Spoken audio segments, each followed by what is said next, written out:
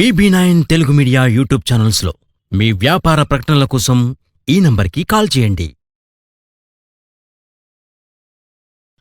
రాజన్న సిరిసిల్ల జిల్లా బోయినపల్లి మండలంలో మధ్యాహ్న భోజన కార్మికుల సమస్యలపైన సెప్టెంబర్ 9-10 తేదీల్లో జరిగే టోకెన్ సమ్మె నోటీస్ ఈరోజు బోయినపల్లి మండల విద్యాధికారికి ఇవ్వడం జరిగిందని అన్నారు.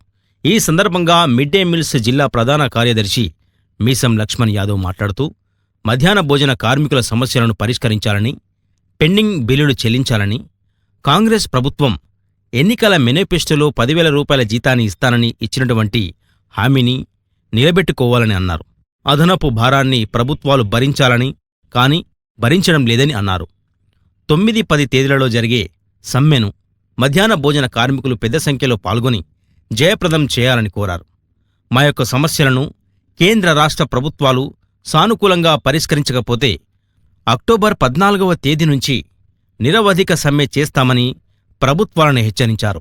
ఈ కార్యక్రమంలో నడిబొట్టు లక్ష్మి, నరసయ్య, బి కొమ్రయ్య, లావణ్య, ఐలవ్వ, కొమ్రవ్వ, నరసవ్వ, రాజవ్వ, భారతవ్వ మరియు తదితరులు పాల్గొన్నారు.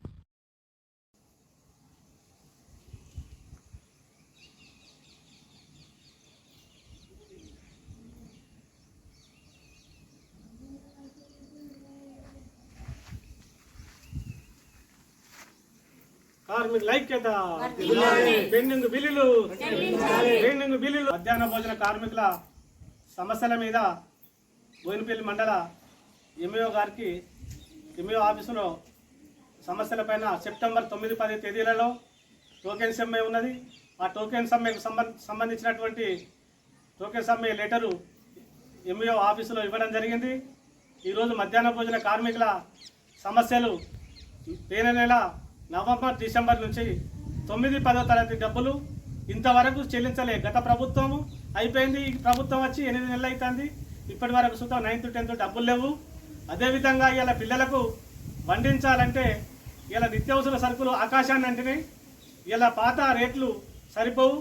ఇలా మెస్ ఛార్జీలు ఒక విద్యార్థికి 30 రూపాయలు ఇవ్వాలని చెప్పి మేము ఈ ప్రభుత్వాన్ని డిమాండ్ చేస్తూ ఉన్నాం. ఇలా కొడుగుడ్లు పెట్టాలంటే ప్రభుత్వం ఇచ్చేది 5 రూపాయలు, అదనంగా 7 రూపాయలు ఇలా మార్కెట్లో దొరుకుతుంది కనుక మేము కోడిగుడ్లు పెట్టలేమని చెప్పి గౌరవనీయులైన ముఖ్యమంత్రి గారికి, విద్యాశాఖ కమిషనర్ గారికి లెటర్ ఇవ్వడం జరిగింది. కోడిగుడ్లు పెట్టాలని చెప్పి ఇవాళ అడిగినా కోడిగుడ్లు పెట్టే ప్రసక్తి లేదు. ఆ కోడిగుడ్ల సమస్య, ఆ జావా సమస్య ఏదైతుందో ఆ రాష్ట్ర ప్రభుత్వం పరిష్కరించినప్పుడే మేము కోడిగుడ్లు కానీ రావా జావా అందిస్తామని చెప్తా ఉన్నాం. అదేవిధంగా మా అనేక సమస్యలు పెండింగ్లో ఉన్నాయి. కాంగ్రెస్ ప్రభుత్వం ఎన్నికల మేనిఫెస్టోలో 10,000 రూపాయలు జీతం ఇస్తా అని చెప్పింది, నేటికి అమలు చేయలేదు. ఆ 10,000 రూపాయలు జీతం ఇచ్చి నిత్యావసర సరుకులు ప్రభుత్వమే ఇవ్వాలని చెప్పి ఈ ప్రభుత్వాన్ని మేము డిమాండ్ చేస్తూ ఉన్నాం. మధ్యాహ్న భోజన కార్మికులు గత 23 సంవత్సరాల నుండి పిల్లలకు నాణ్యమైన భోజనం అందిస్తూ ఉన్నాం. కానీ ఇలా పిల్లల ఛార్జీలు పెరగలేదు. అనేక నిత్యావసర సరుకుల ధరలు ఆకాశాన్ని అంటి ఇలా లక్షల కొద్ది అప్పులై ఇలా మధ్యాహ్న భోజన కార్మికులు ఇలా వండలేని పరిస్థితి ఉంది. ఇలా మధ్యాహ్న భోజన పిల్లలకు వంట చేయాలంటే లక్షల కొద్ది కిరాణా షాపులలో ఉద్ధరించే పరిస్థితి లేదు. ఇలా ప్రభుత్వం కనుక నిత్యావసర సరుకులు పంపిస్తేనే మేము వంట చేయగలుగుతాం. ఇలా నిత్యావసర సరుకులు కొనాలంటే లక్షల కొద్ది అప్పులు చేసి పుస్తమట్టలు అమ్ముకొని ఇవాళ కుటుంబాలలో ఎంతో లొల్లి జరుగుతూ ఉన్నది. ఈ ప్రభుత్వం వెంటనే ఇలా నిత్యావసర సరుకులు సప్లై చేయాలి.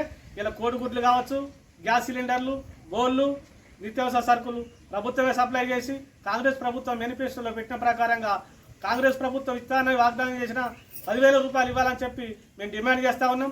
ఇంకా రేవంత్ రెడ్డి గారు గౌరవనీయుల ముఖ్యమంత్రి గారు ఏం చెప్తా ఉన్నారు, ఇలా అక్షయ పాత్ర గిట్ట తీసుకొస్తే ఇలా పిల్లలు తినలేరు బల్లే. ఇలా అక్షయ పాత్ర 12 గంటలకు రాత్రి 1ంటికి వంట చేసి ఆ డబ్బాలలో తీసుకొచ్చి విద్యార్థులకు పెడితే ఆ కుళ్ళిపోయిన అన్నాన్ని తినలేరు కనుక మేము ఒకటే చెప్తాను, మేము నాణ్యమైన భోజనం అందిస్తూ ఉన్నాం. ఇలా హరే రామ హరే కృష్ణ అనే సంస్థలకు ఇవ్వకుండా మధ్యాహ్న భోజన కార్మికులకే మెస్ రేట్లు పెంచి వీళ్ళకే ఇవ్వాలని చెప్పి ప్రభుత్వాన్ని డిమాండ్ చేస్తూ ఉన్నాం. ఇలా అక్షయ పాత్ర వెంటనే విరమించుకోవాలి. ఇలా మధ్యాహ్న భోజన కార్మికుల న్యాయమైన డిమాండ్లు పరిష్కరించాలని చెప్పి కేంద్ర రాష్ట్ర ప్రభుత్వాలను మేము డిమాండ్ చేస్తూ ఉన్నాం. ఈ పరిష్కరించకపోతే సెప్టెంబర్ 9-10 తేదీలలో తెలంగాణ 32 జిల్లాలలో సమ్మెకి వెళ్తా ఉన్నాం. ఆ సమ్మె నోటీసు ఇవ్వడం జరిగింది. ఈరోజు నా పేరు మీసం లక్ష్మణ్, జిల్లా ప్రధాన కార్యదర్శి మిడ్ డే మీల్స్, నడిగొట్టు